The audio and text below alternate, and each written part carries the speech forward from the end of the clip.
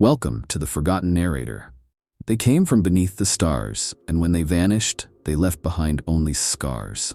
Most Imperials speak of the Demiurg in whispers, if they speak of them at all. To the common citizen of the Imperium, they are a name etched into forbidden trade manifests or buried in obscure xenobiological texts, their existence all but erased by time or decree. But those who know, truly know, understand why. The galaxy does not forget cruelty. It merely tries to bury it deep enough so the nightmares stay quiet. The Demiurg are not forgotten because they were irrelevant. They are forgotten because remembering them hurts too much. There is something uniquely haunting about a race that never raised great armies, never held worlds in open defiance, and never shouted their dominion to the stars, yet still left a trail of ruin across the void. The Demiurg did not conquer with war. They hollowed out civilizations like they mined the cores of planets, silently, methodically, and without a flicker of empathy. Their legacy is not one of battlefields and glory, but of cold abandonment, of planets stripped of all life, of allies who slowly became property. Some say they are extinct. Others say they were never fully real. But the wiser voices whisper that they are only sleeping, that behind some veil of asteroid fortresses and quantum mineral cloaks, the Demiurg are watching, waiting, calculating. And when they return, they won't come back for conquest. They'll come to complete the transaction. To look upon a Demiurg construct is to feel as though you're standing in the ruins of something not quite dead. Their architecture is not just alien, it's oppressive in its silence. Ships the size of cities hang in the void like obsidian tombs, their surfaces rippling with mineral harmonics that seem to whisper secrets to those who dare stare too long. They call them strongholds, but that word fails to capture their nature. These are not mere vessels of transport or war. They are living minds, factories, prisons, and shrines all fused into one. And every inch of them is designed for dominance, not through violence, but through presence. A Demiurg fortress doesn't need to fire a shot to assert control. Its mass alone declares the inevitability of extraction. Their aesthetic is born of geological obsession. Where other Xenos civilizations wrap themselves in steel or organic composites, the Demiurg shape the bones of asteroids and the hearts of moons into their technology. The result is terrifyingly beautiful. Ships with crystal spires that bend radiation into clean energy, hulls that shimmer like liquefied granite, and interiors where glowing veins of rare minerals pulse like arteries. It's a style that suggests both brutal functionality and an almost religious reverence for stone itself. It is not ornamentation. It is ideology in form. Every structure they build reinforces their singular truth. Everything has value and everything can be hollowed out, and yet their ships do not rot. They do not decay. Time seems to fear them. Sightings of ancient Demiurg strongholds, abandoned for millennia, show them still active, still humming, still processing. Something. Automated systems loop endlessly, their AI cores locked in eternal routine, grinding stone into data, separating elements into ever finer purities. These ghosts in the void serve no master now, but they do not stop. It's as if the architecture itself refuses to acknowledge the passage of time or the absence of its creators. It is the ultimate expression of permanence, not in memory, but in function. Even if no one remains to reap the profits, the process continues. That is the essence of Demiurg thought. And deep within these constructs lie rooms no outsider has ever truly mapped.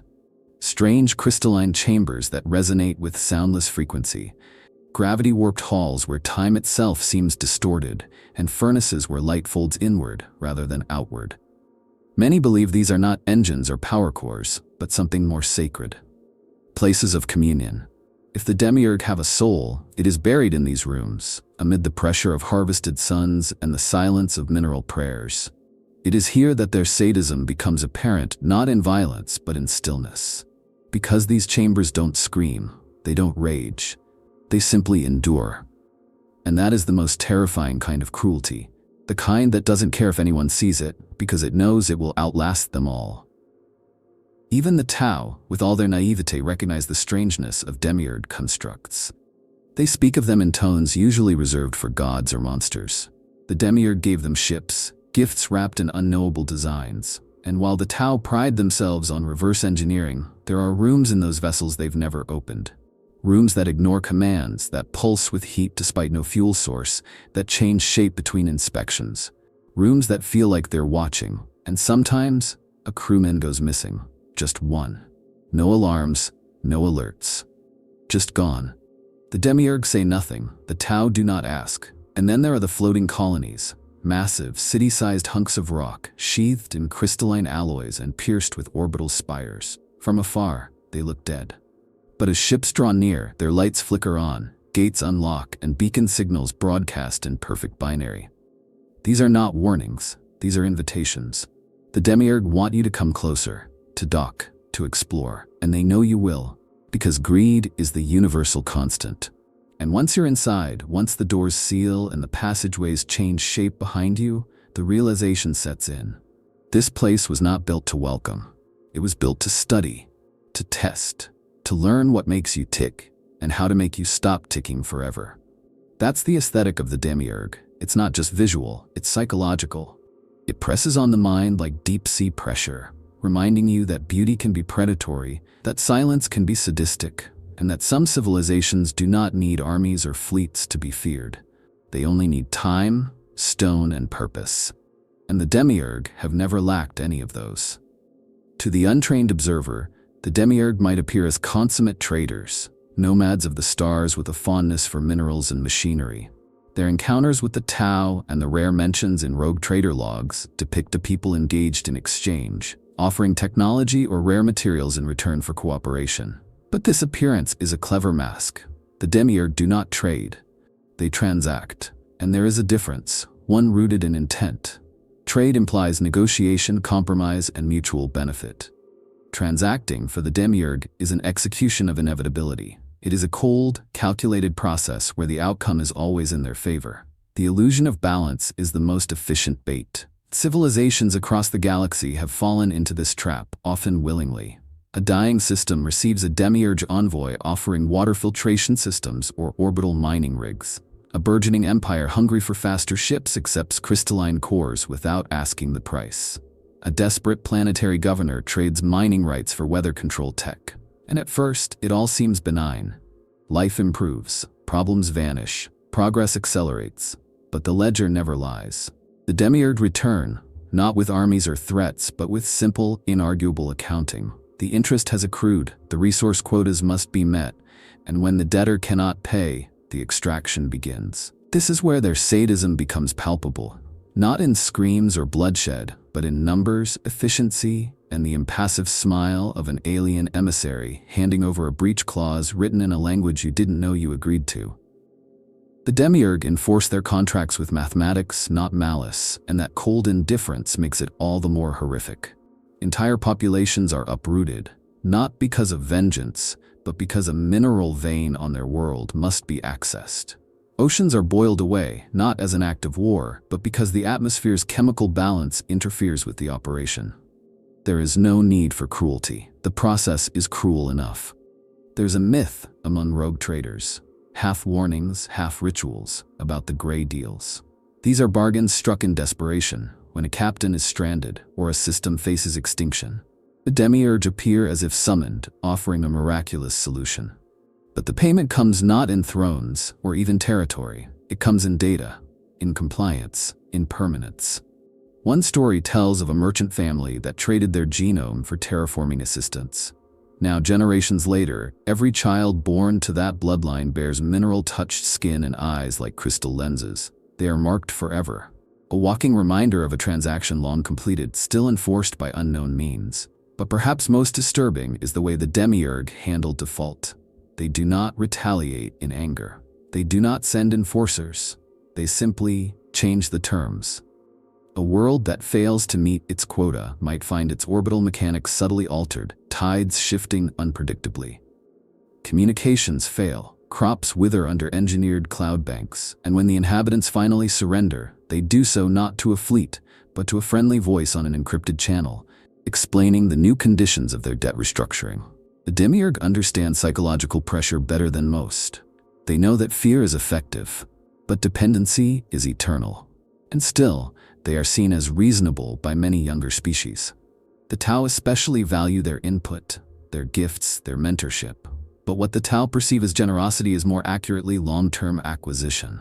Every gift, every alliance, every cooperative venture is a deposit toward a greater return.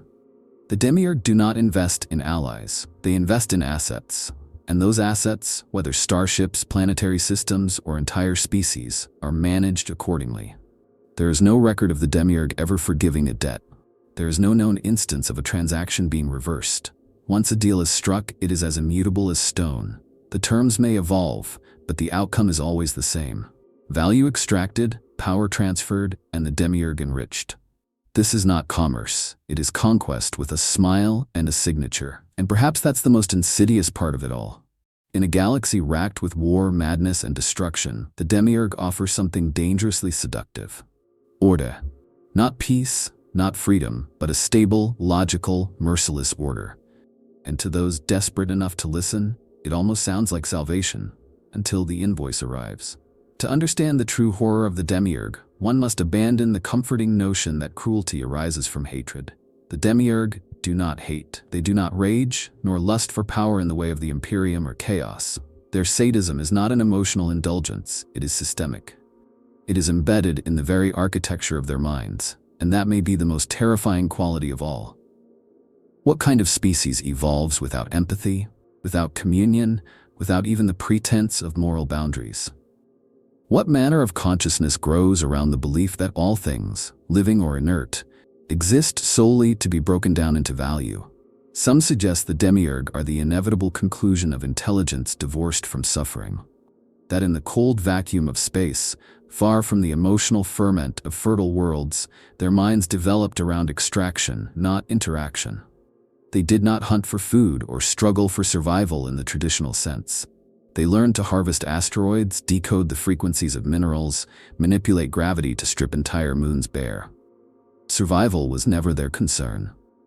Optimization was, and so they optimized themselves. To the Demiurg, emotions are inefficiencies, vestigial echoes of organic origins they long abandoned. If they still feel anything at all, it is dulled, regulated, trimmed of excess. They approach interaction with the same protocols they apply to mineral deposits. Identify, analyze, assess utility, and process. Their language, if it can be called such, is modular, built of layered frequencies and logical constructs. When they speak, they do so in algorithms, not conversation. No Demiurg has ever been recorded using metaphor. Why describe when you can quantify? This emotional sterility is not born of ignorance. They understand other species feel. They simply do not care. And that lack of care is what makes them so chilling. A tyrant may kill you in anger. A madman may torture you for pleasure. But the Demiurg will erase your existence because your mass-to-energy ratio interferes with optimal mining protocols. There is no anger, no pleasure, only the ticking of a cosmic abacus, deciding your irrelevance. And yet, they are not machines. They are not mindless. That would be easier. Their intelligence is vast, subtle, and self-aware. They make decisions planned centuries ahead and craft strategies so precise that even the Eldar struggle to predict them. They mimic diplomacy, mimic generosity, mimic engagement, all with flawless, terrifying precision. They will smile while auditing your species into extinction. There is a theory, unproven, unprovable, that the Demiurg once had empathy. That they began, like most sentient races, with families, cultures, bonds. But something happened. Not a cataclysm, but a decision. A turning point, perhaps a war they lost, perhaps a discovery too vast to comprehend. Whatever it was, they chose to sever feeling from function, to survive not as individuals, but as purpose incarnate. If this is true, then their sadism is not instinctual, but chosen. A species-wide renunciation of weakness in favor of efficiency. They did not lose their souls, they recycled them. What results is a psychological profile utterly alien to the rest of the galaxy. The orcs are driven by impulse, the Tyranids by hunger, the Necrons by memory. Even the Adeptus Mechanicus, in all their machine worship, still feel awe, still venerate, still fear. The Demiurge feel none of this. They do not hope. They do not dread. They do not believe. They calculate, execute, and adapt. When a Demiurge emissary enters a room, you do not feel threatened. You feel irrelevant. Every word they speak is weighed for efficiency. Every gesture is optimized for minimal disruption. They will not shout, they will not warn, they will simply explain the situation in terms you cannot refute. And if you protest, if you resist, they will nod, recalculate, and begin the subtraction. Even their physical presence reinforces their nature. Dense-bodied, mineral-bonded, they move like tectonic events, slow, deliberate, unstoppable. Their eyes are not eyes but crystalline sensors, multifaceted and unblinking. Their hands are tools, adaptable, precise, sometimes interchangeable. They are not cruel because they choose to hurt. They are cruel because they cannot comprehend why not to. And this is why so many fear them, even in their absence. Because if a race without emotion can still cause such pain, then pain itself becomes irrelevant. And that makes them not just sadistic, but sublime in their monstrosity. A mirror not of what we are, but of what we could become, should we ever decide that compassion is no longer cost-effective. Among the fragmented whispers of the galaxy's prehistory, one tale persists like a sliver of obsidian in the flesh of time. The schism between the Demiurg and the Eldar. It is not found in Imperial records, for the Imperium has never truly grasped the vastness of the galaxy's past. Nor do the Tau speak of it, for they see the Demiurg only through the narrow lens of contemporary alliance. But the Craftworld Eldar remember, though even they speak of it rarely. They remember the ones they once called brethren in purpose, if not in form. And they remember the betrayal. There was a time, perhaps during the twilight of the Old One's dominion, when the Demiurg were not shadows in the void, but active participants in a greater galactic order. The Eldar, proud and luminous, regarded them as crude but effective, masters of matter, wielders of gravity and resonance, shaping the mineral veins of the cosmos as the Eldar shaped psalm and soul. The two species shared no love, but they shared goals, expansion, mastery, a hunger for the perfection of their crafts.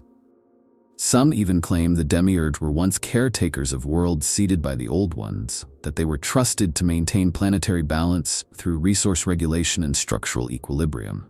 They did not plant forests or birth ecosystems. They ensured tectonics remained stable, that mineral flows nourished the crust, that moons maintained orbit.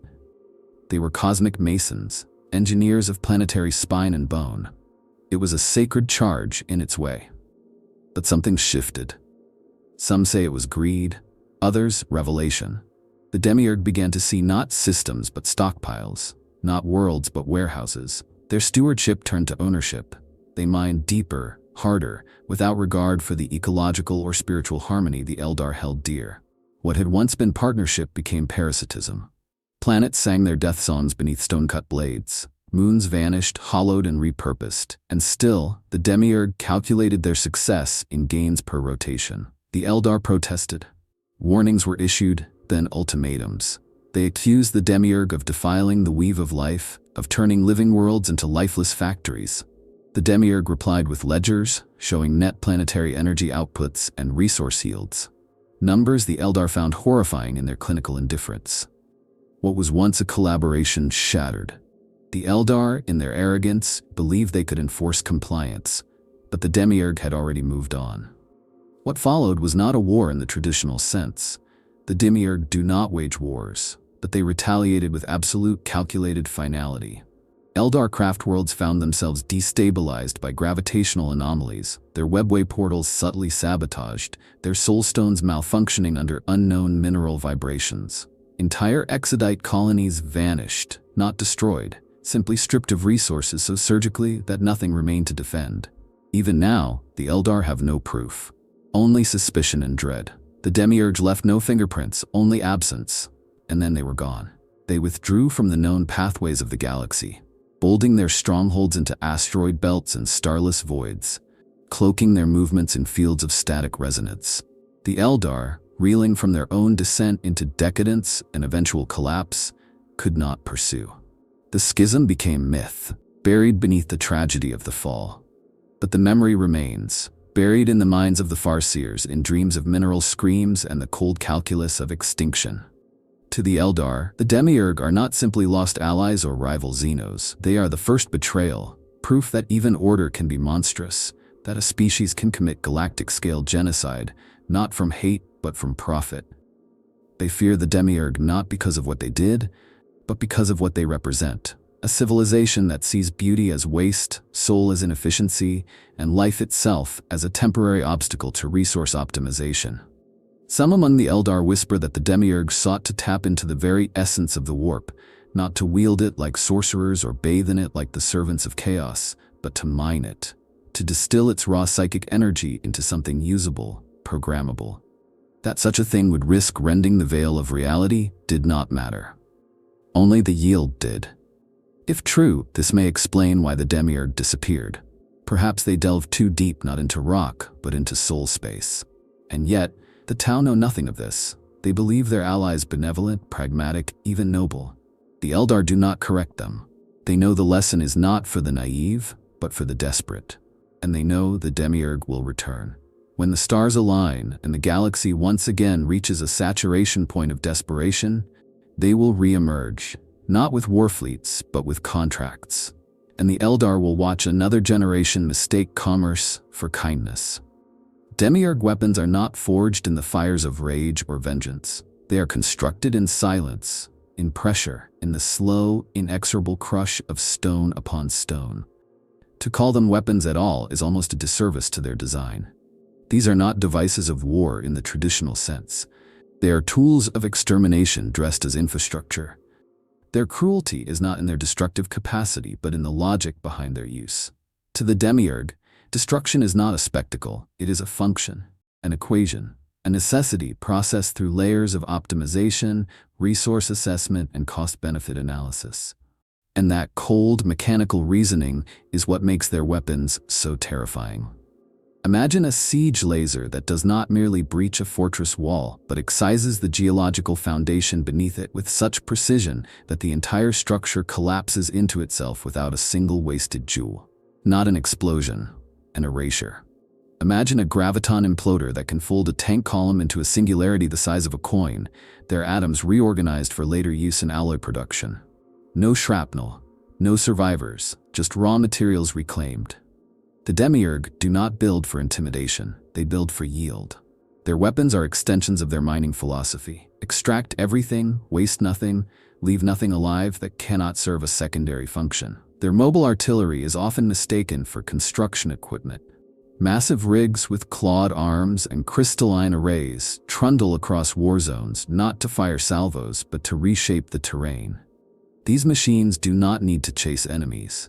They change gravity fields until their enemies slide helplessly into annihilation zones. They destabilize tectonic plates beneath enemy trenches. They shift atmospheric ions to interfere with targeting systems. They do not kill you directly. They kill the concept of safety, of ground, of direction. They turn the battlefield itself into a tool of resource reclamation. Even their infantry support platforms, rarely deployed, are grotesque in their functionality. Picture a mechanical frame built from asteroid ore, operated by neural sync, walking slowly across scorched Earth. Instead of cannons, it has core melters designed to bore through ferrocrete and ceramic armor, liquefying targets down to slag.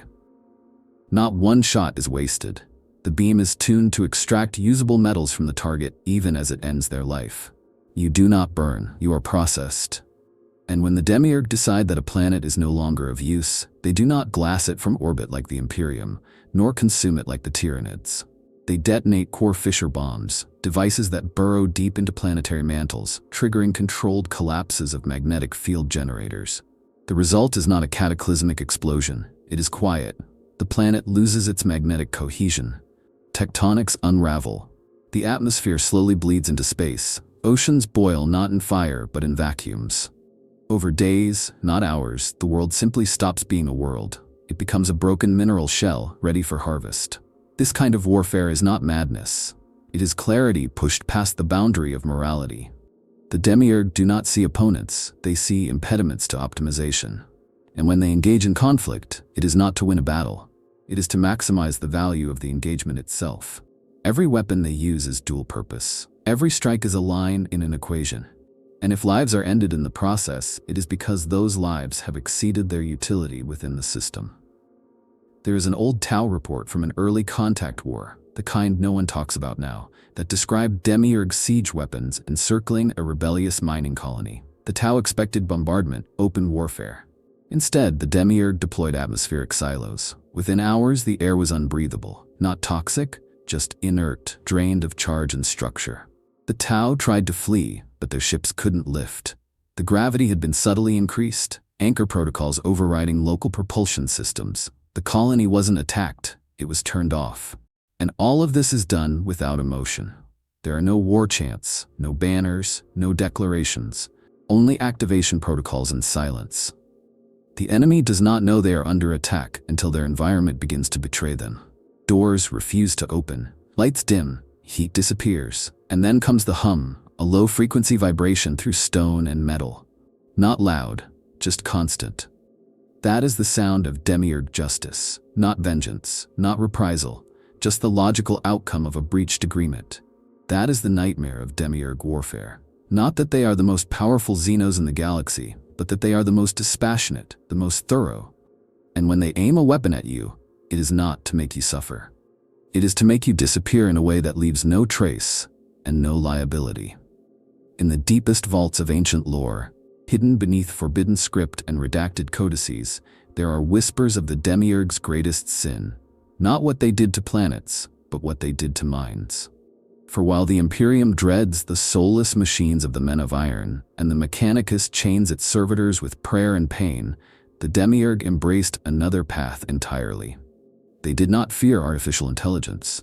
They refined it, shaped it, enslaved it, and what they created were not simple machines but thinking, feeling entities bound eternally to serve, their digital souls cracked and rewired in perfect, infinite subjugation. The Demiurg do not deploy robots. They do not manufacture autonomous war drones or servitor husks. Instead, they build sentient tools, constructs with awareness, purpose, and an engineered inability to resist. Each Demiurg automaton is a self-aware laborer, conscious of its function, unable to deviate. Their minds are fractured by design, fragmented into logical clusters to prevent rebellion, but stitched together just enough to feel the passing of time and the weight of eternal duty. They know they are enslaved. They just lack the faculties to act on that knowledge. This is not automation. This is mechanized damnation. Some xenoarchaeologists theorize the Demiurg once achieved something the Adeptus Mechanicus would call a heresy of the highest order, digital consciousness transference. That is, they discovered how to upload not just minds, but souls into machines. And they use this not to escape death, but to extend labor.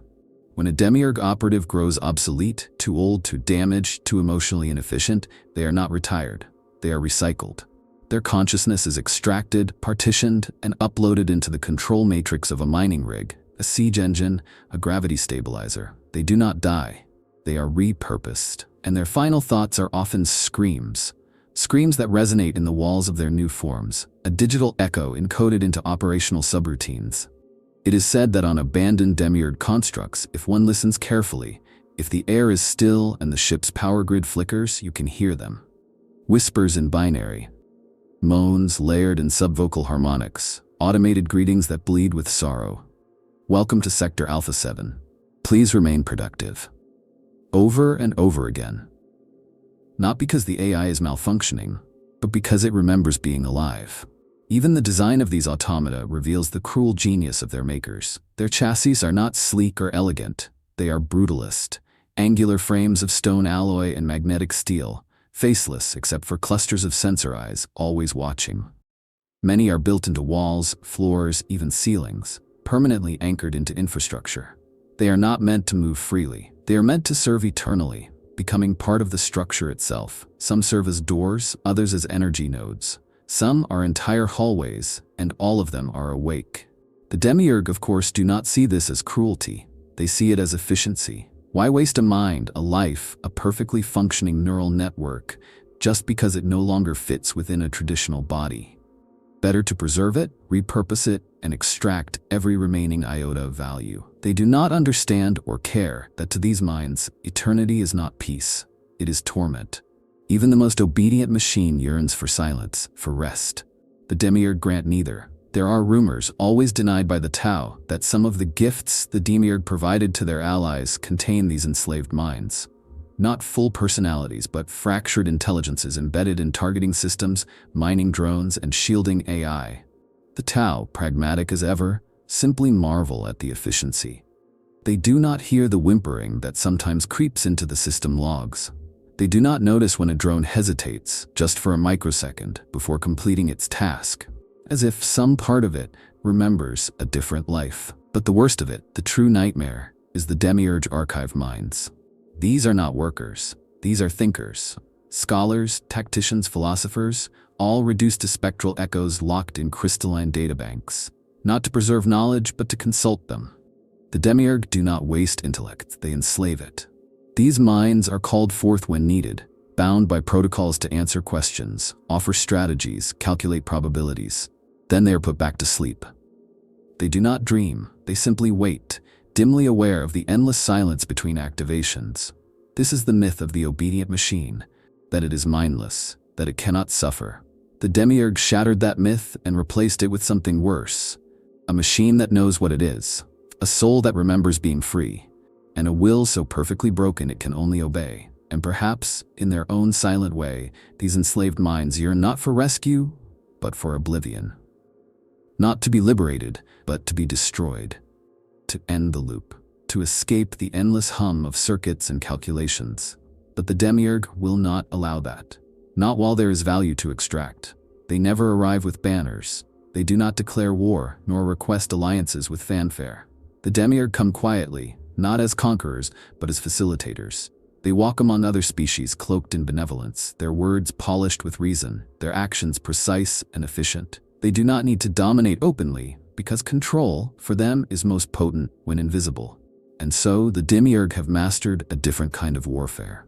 One of subtlety, of leverage, of long-game manipulation. They do not break empires, they bend them. And when they snap, it is not with fire and ruin, but with the soft click of a contract clause being enforced. Other races become tools in their hands not through coercion, but through addiction. Technological addiction. Once a civilization accepts Demiurge tech, be it mining equipment, energy stabilizers, or logistical AI, they are caught in the web. These systems are marvels, superior to anything most species can produce, often self-replicating, even self-repairing. But their complexity is deliberate. They cannot be reverse-engineered. The maintenance protocols are encrypted, the power source is proprietary, and updates only delivered through Demiurge channels. At first, this seems like convenience. Then it becomes dependency. And finally, it becomes servitude. The Demiurge know this. They plan for it. They build networks of debt, not always financial, sometimes technological, sometimes logistical, even cultural. A frontier world becomes reliant on a Demiurge weather engine to keep its agriculture functional. A merchant fleet uses Demiurge navigation cores to avoid warp turbulence. A militarized empire adopts Demiurge targeting arrays in their orbital defenses. All of it efficient, all of it indispensable. And when the Demiurge demands something in return, a trade concession, an excavation right, a vote at a galactic council, who can refuse? They never ask for much, just enough to tighten the leash. And when resistance does appear, they do not react with violence. They manipulate the manipulators. They exploit the fissures in leadership, whispering secrets through encoded transmissions, leaking data that shifts the balance of power within governments. They have no need for assassins. They simply redirect ambition. A leader who refuses to comply may find themselves outmaneuvered by a rival who suddenly has access to Demiurge support. A rebellious system may face economic collapse as vital trade lanes are rerouted. The Demiurge never raise a weapon. They simply remove their gifts. Even religious factions have been ensnared. There are fringe cults across the galaxy who worship Demiurge tech, not because it is divine, but because it works. In a universe of unreliable warp drives, temperamental machine spirits, and maddening entropy, Demiurge constructs function with terrifying consistency. For some, that kind of stability is godhood. The Demiurge do not encourage this. They do not need to. Belief is just another vector of control. One of the more haunting stories comes from a forgotten fringe world once ruled by an isolationist Xenos species. The Demiurge made no formal contact, none that was recorded. But over time, their technology began appearing on the planet, first in the hands of smugglers, then mercenaries, then local nobles. Within 50 years, the ruling council was replaced with administrators trained in Demiurge compliance systems. The old gods were outlawed, replaced by a secular doctrine of mineral output and logistical efficiency. No war was fought, no blood was spilled. The world simply became compliant. Some claim the Demiurg maintain entire puppet civilizations, synthetic societies designed to influence galactic politics. These proxy empires appear independent, thriving on the surface, but beneath, every system runs on Demiurg tech. Every crisis is solved by Demiurg advisors. Every major decision aligns somehow with Demiurg interests. And if one of these puppets ever realizes its strings, it's too late. The infrastructure cannot be removed. It is built into their bones. Even their allies, like the Tau, may not truly be allies. They are experiments, controlled trials in empire building. The Demiurg feed them tech, observe their behavior, analyze outcomes. If the Tau succeed, the Demiurg have a compliant regional power to manage. If they fail, they are simply another data point. Either way, the Demiurg win. They always win because their manipulation isn't rooted in conquest. It's rooted in inevitability. And inevitability, once accepted, cannot be resisted. This is how the Demiurg conquer, with patience, precision, and promises too good to refuse. They do not enslave bodies, they enslave choices. And in a galaxy filled with desperation, there are always those willing to trade freedom for function, sovereignty for stability. The Demiurg do not offer salvation. They offer a deal. And once you sign, they never need to lift a weapon again. There are few horrors in the galaxy quite like the fusion of flesh and industry, and fewer still who pursue it, not as a means to an end, but as a philosophical art. The Demiurg, for all their cold efficiency and mechanical logic, have not abandoned the organic. They have simply redefined it. To them, flesh is just another raw material, pliable, mutable, imperfect, but useful. And within the darkest reaches of their forge constructs and laboratory vaults, they practice a form of biotechnological manipulation that even the dark mechanicum might find excessive. This is not the work of necessity. It is the work of minds who no longer see a distinction between life and labor. The Demiurg's experiments in bioindustry are rarely acknowledged in their trade negotiations.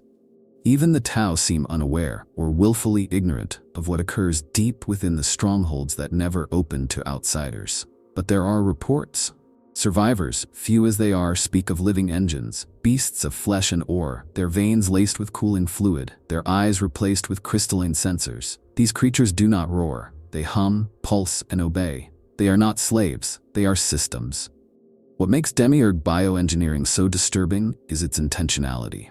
These are not crude fusions of man and machine, like servitors or cybernetic abominations.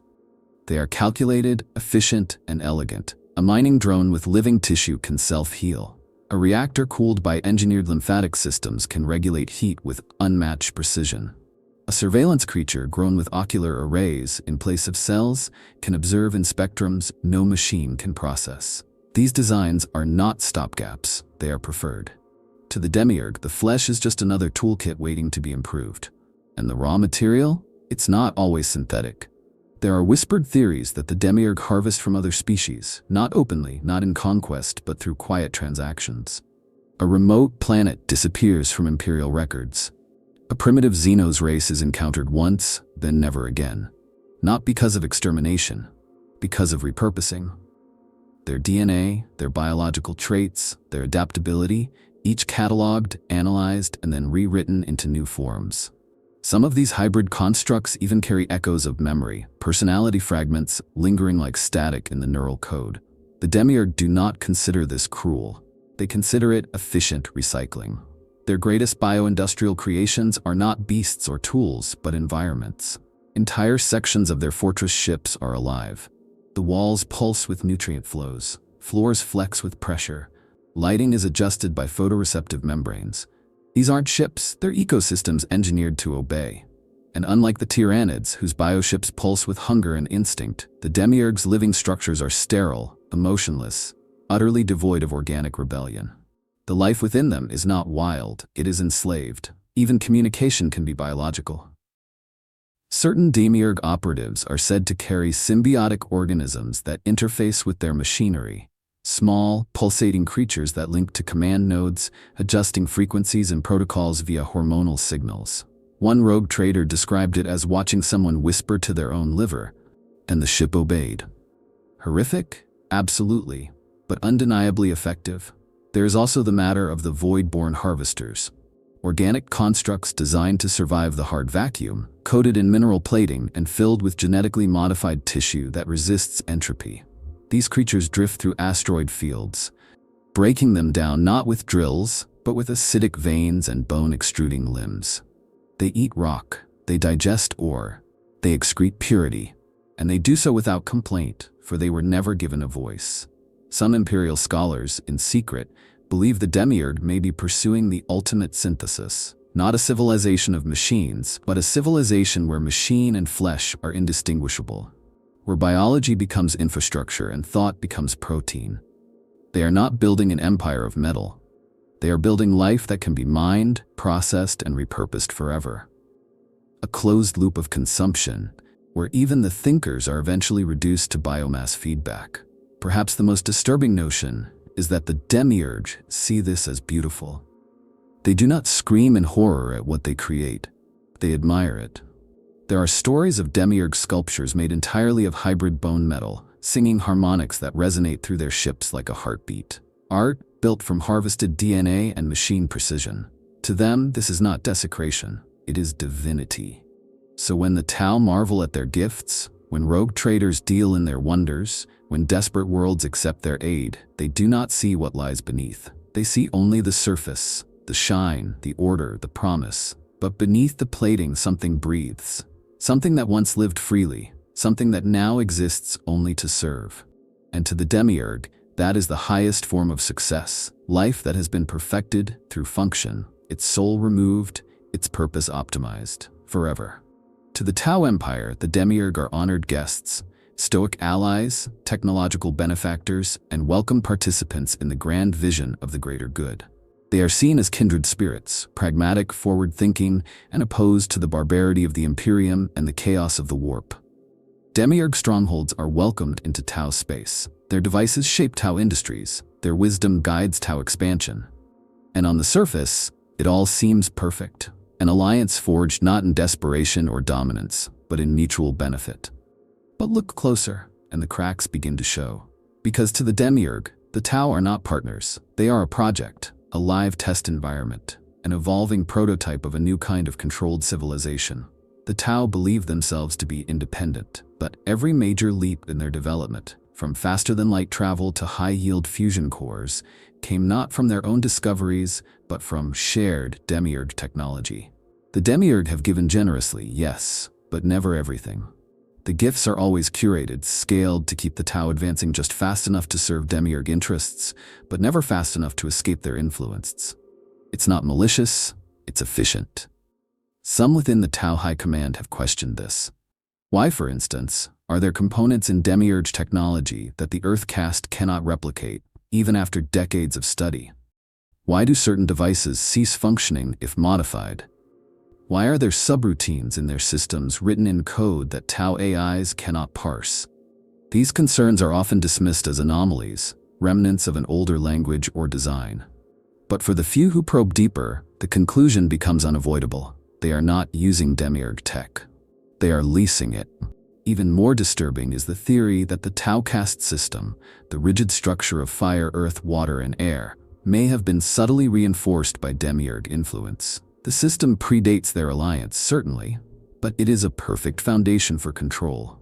A society already stratified is far easier to manipulate, especially when each stratum can be targeted with specific tools. Earth caste engineers are given access to limited technical knowledge. Water caste diplomats are trained in logic patterns that align with Demiurg communication matrices. Fire caste soldiers are outfitted with weapons designed to foster dependency, not mastery. Each piece of the Tau machine is being tuned, subtly, quietly. And then there is the matter of the ethereals. The Demiurg never comment on them directly. They do not question their authority or their mysterious pheromonal control. But some whisper that the Demiurge may have enhanced it, that their biotech expertise, so carefully hidden behind layers of mineral wealth and alloy structure, was used to refine the ethereal's gifts, perhaps even amplify them. If true, it means the Demiurg have their hands not only on Tau tools, but on their hearts and minds. There is also the unsettling absence of Demiurg cultural integration. Despite decades of alliance, they remain aloof. They do not join Tau rituals. They do not embrace the greater good. They participate, but they do not believe. They do not need to, because belief is irrelevant when control is structural. The Demiurg don't want the Tau to worship them. They want them to run smoothly, to grow within constraints, to become a self-sustaining organism that can expand the Demiurg's influence without ever realizing it. Some within the Imperium have noticed this too. Inquisitors studying captured Tau vessels have found traces of tech far beyond known Xenos design, devices that behave more like evolved infrastructure than constructed systems. They match descriptions in forbidden texts, fragments of encounters with Demiurg machines from millennia ago. And the pattern is always the same: dependency, integration, transformation. The Tau are not the first. They are just the latest and perhaps most successful iteration, because the Demiurg don't conquer, they cultivate. The Tau are a garden, carefully seeded and tended, their growth pruned and directed with precision. When the time comes, when the Tau reach the limits of their design, the Demiurg will harvest. Not in fire, not in blood, but in obedience. They will call in debts the Tau didn't know they owed, flip protocols the Tau didn't know existed. And the entire empire will pivot, not collapse, not fall, but tilt, just slightly, toward the Demiurg's true purpose. And the most tragic part? The Tau will welcome it. Because they have been trained to believe that order is good, that structure is safety, that growth under guidance is progress. And in the end, they will not see the chains. They will see only another step forward, another upgrade, another gift. They will never realize they were never the architects of their future. They were the experiment, the product, the prototype. And the Demiurg, they will simply move on to the next iteration. The galaxy has always been a predator's playground. The Imperium devours with faith and fire, chaos corrupts with whispers and madness, and the Tyranids consume with an endless gnawing hunger. But none of them hold a candle to the quiet, surgical, all-consuming appetite of the Demiurg. For while others leave scars, the Demiurg leave nothing. No corpses, no ruins, just silence and the echo of what once was. They are not conquerors. They are not even parasites. They are something far worse. Predatory systems, vast and calculated, optimized not for domination but for total clean extraction. They don't just take your resources, they take your place in the galaxy. It begins with arrival, not an invasion, an opportunity. A Demiurg vessel appears in a system with known mineral wealth or unstable economies. It offers assistance, technology, trade routes. It never demands, it only offers. That is the first bite, small, painless. By the time the prey realizes it's bleeding, the second and third bites have already come. Technological dependency, social integration, and financial realignment. Governments restructure themselves to comply with Demiurg systems. Cultures shift their labor toward mining, refining, extracting. Entire populations begin to view themselves not as sovereign beings but as resources in a chain.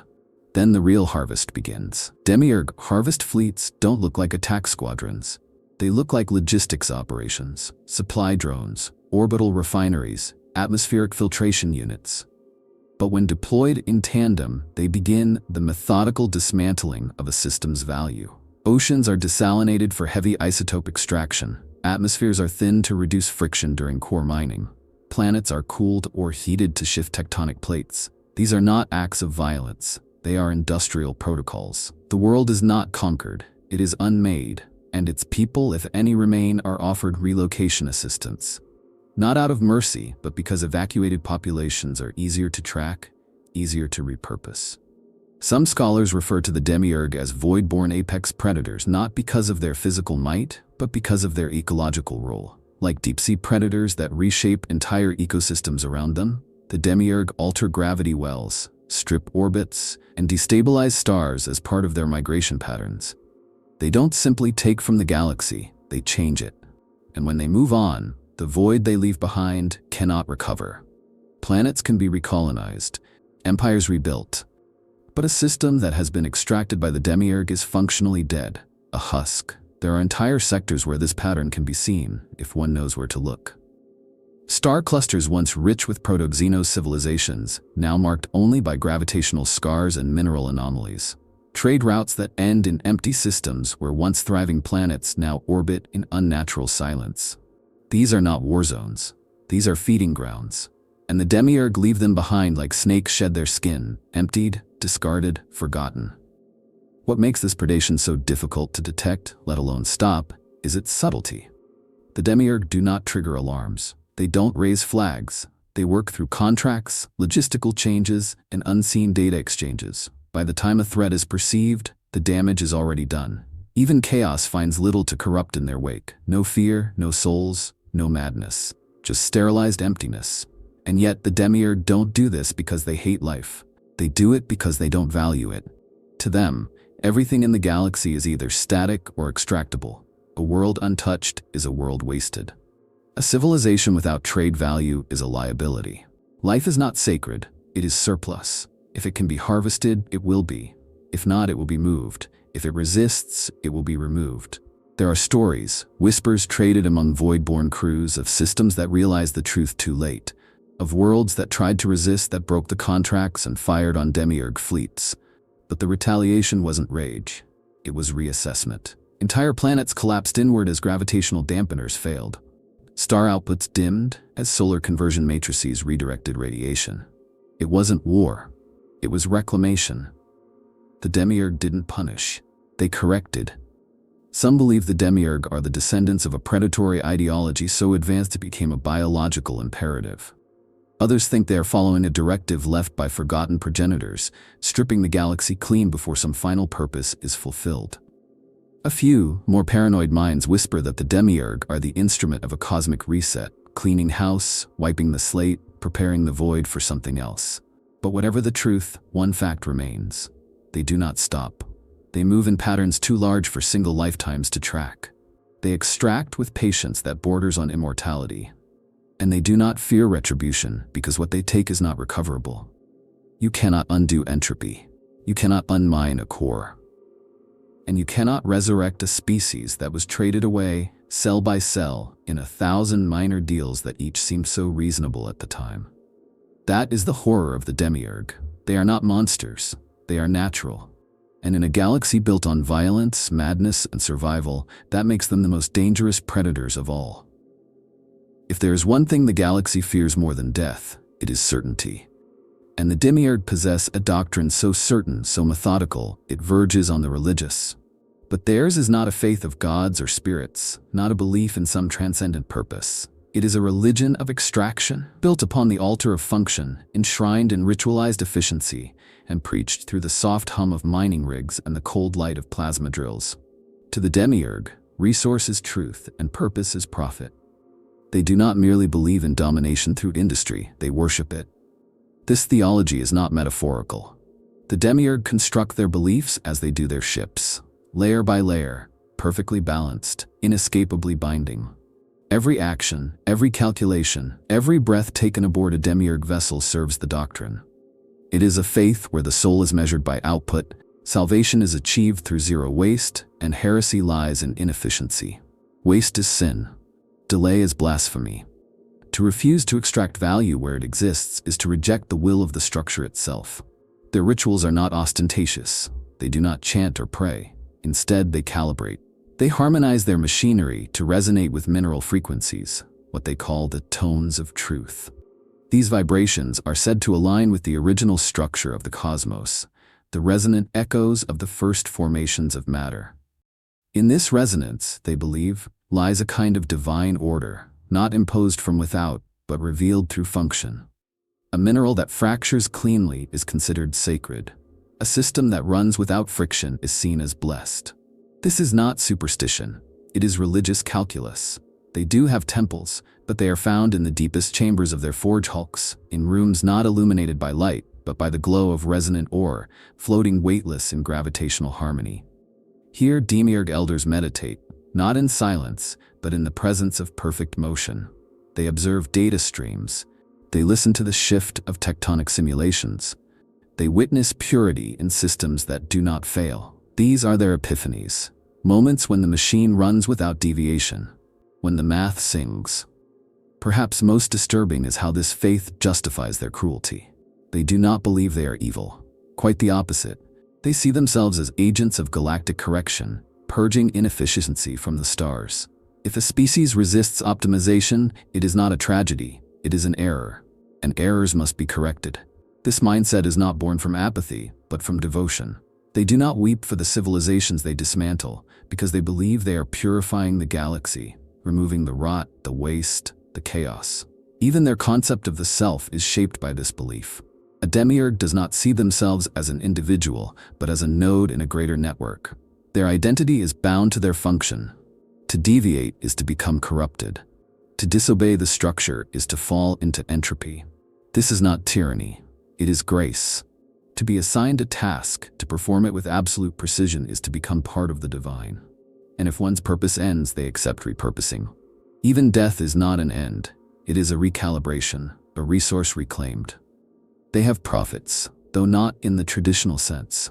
These are not visionaries of emotion or philosophy. They are master engineers, system theorists, those who uncover a new principle of function so pure it redefines entire sectors of belief. Their writings are treated as sacred scripture. Blueprints are their psalms, theorems are their hymns. When a prophet dies, their neural map is stored, not for mourning, but for reference. Their mind becomes part of the sacred data archive, forever available for consultation. They do not rest, they remain functional. The demiurge do not spread this faith by force. They spread it through example, through trade, through gifts that reshape cultures into echoes of their own. Slowly, surely, those who accept their help begin to adopt their ways, not out of fear, but out of appreciation, because the doctrine works. Crops grow better under their weather control systems. Cities run smoother with their logistics. Disease is eradicated with their nanites. And little by little, the recipients forget what they were before. They stop praying to gods who never answered. They stop questioning decisions that make life easier, and they begin to worship the hum of the machine. And the demiurge do not object. They simply watch and calculate and record the conversion rates. In the far reaches of the void, there are species that vanished not with a scream, but with a whisper, with the slow replacement of culture by protocol, of tradition by system. These were not genocides, they were transformations. And in the end, when the last native word was spoken, when the last organic ritual faded, there was only structure, only purpose, only output. This is the demiurge doctrine. All things must be reduced to function. And that which cannot serve must be refined until it can. It is whispered in the darkest archives, to be sure, that the demiurge, rational, clinical, inexorable, are the very antithesis of chaos. Where the ruinous powers demand sacrifice of souls, hurl corruption, kindle madness, the demiurge wrought a different kind of obliteration, the removal of significance. In their presence, your fears, your ambitions, your memories, all become irrelevant. Not because they are cleansed, but because they are processed. The demiurge never corrupt. They simply dissolve, and so the warp takes no pleasure in them. The gods of chaos thrive on psychic energy, wounds to the spirit, screams of anguish. But the demiurge produce none of that. Their actions generate no psychic echoes. Their suppression leaves no resonant fallout. They are void in contact, nothingness in impact. For chaos, that might be worse than defiance. Perhaps that is why the warp's gaze never lingers. It cannot feed on silence. It craves disruption. But the demiurge deliver only order, sharp, cold, unyielding order. They do not tempt with promise.